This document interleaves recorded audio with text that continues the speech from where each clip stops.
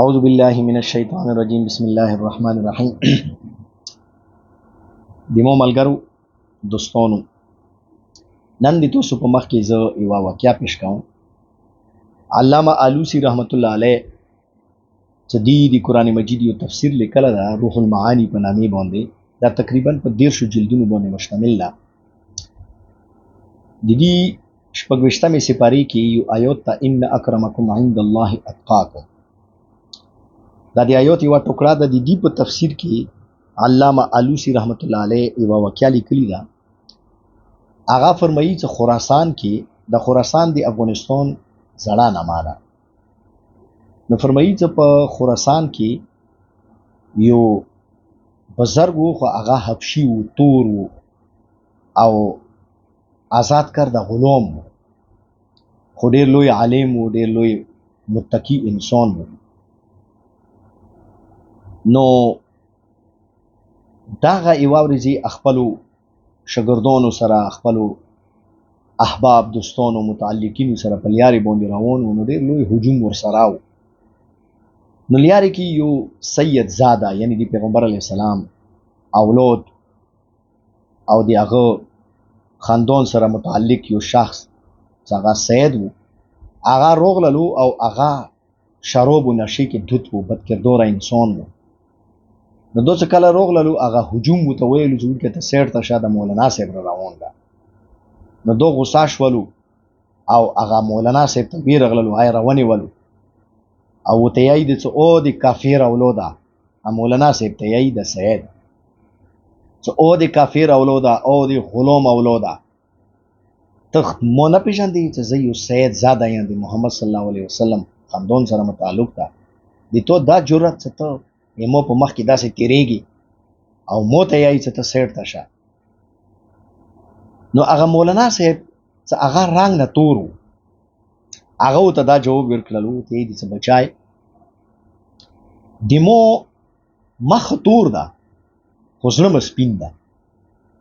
نو د مو د زړه کوم سپینواله ده هغه د مو د مخ په تورولي باندې غالب راغللو چې د هغه په واجې سره زه ښایسته شوم. او د تو مخ خو سپین ده خو زړه د تور ده، او د تو د زړه تورواله د تو د مخ په سپینوالي باندې غالب راغللو، لهذا ته یې بدصورت او بېخوانده یې کړلې. او مو د تو د بابا، د تو د نیکه یعنی د محمد صلی الله علیه وسلم ولا سیرت او اخلاق په خپل زندګۍ کې راوستلو، او ته لګیا شولې تو د مو د پلور او د نیکه ولا عادتونه او اخلاق هغه په خپل زندګۍ کې راوستلو. لہذا خلکو مو متعلق دا خیال وکړو چې زه لکه د تو د پلور المسای، او د تو متعلق دا خیال وکړلو چې ته لکه د مو د پلور زوی المسای.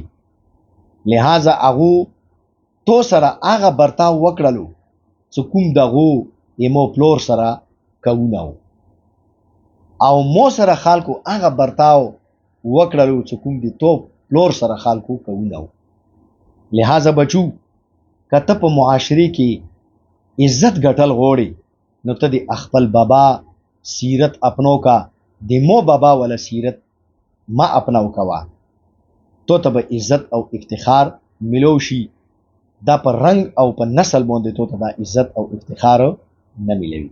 نو دوستانو د مو په معاشرې کې نن سبا د رنگ او د نسل او د قومیت ولا وایرس ډیر زیات رانوتلی ده. هر سړی ځان ته یې چې زه فلاني خاندان سره تعلق لرم، مو ډمکني خاندان سره تعلق ده، زه پښتون یم، دا پنجابی ده، دا بلوچای ده، دا سندای ده.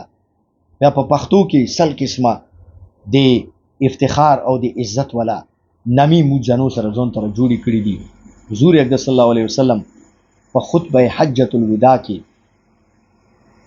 لکو په مجمع کې دا ارشاد فرمایلو چې او خلکو دا یاد ساتئ، تور ته په سپین باندې او سپین ته په تور باندې هیڅ قسم فضیلت نه ده حاصل، او نه عربي ته په عجمي باندې او نه عجمي ته په عربي باندې څه فضیلت حاصل ده، سوای د دینه چې کا چو سره تقوا وي نو هغه ته فضیلت حاصل ده.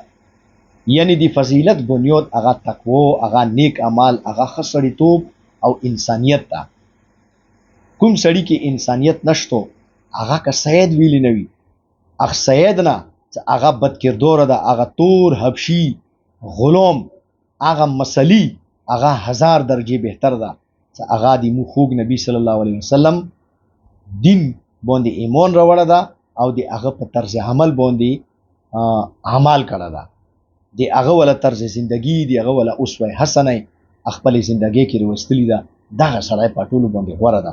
نو دوستانو مو روشه چې دا وطن خوښتا کو په دې طریقې باندې چې مو خپل عملونه د خپل خوږ نبی صلی الله علیه وسلم د زندگی مطابق کو.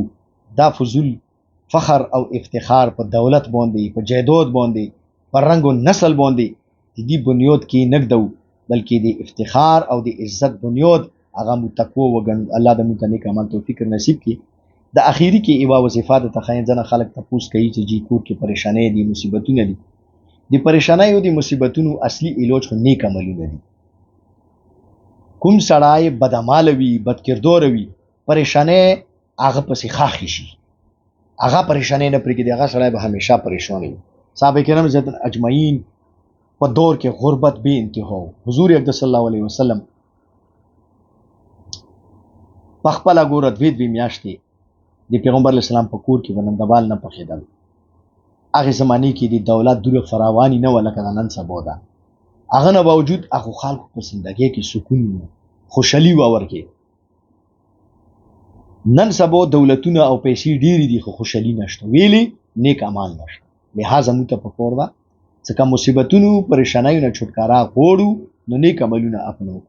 بهرحال که نیکو عملونو سره سره یوه وظیفه زه درته ښیم، وردا کول پکار دي، انشاءالله العزیز پریشانۍ به ختم شي. هغه دا چې هر المنځه نه بعد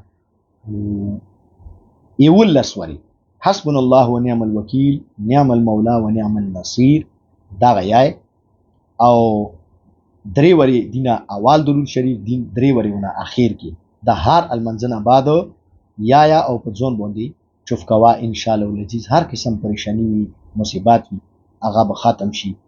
واخر دعوانا الحمد لله رب العالمين.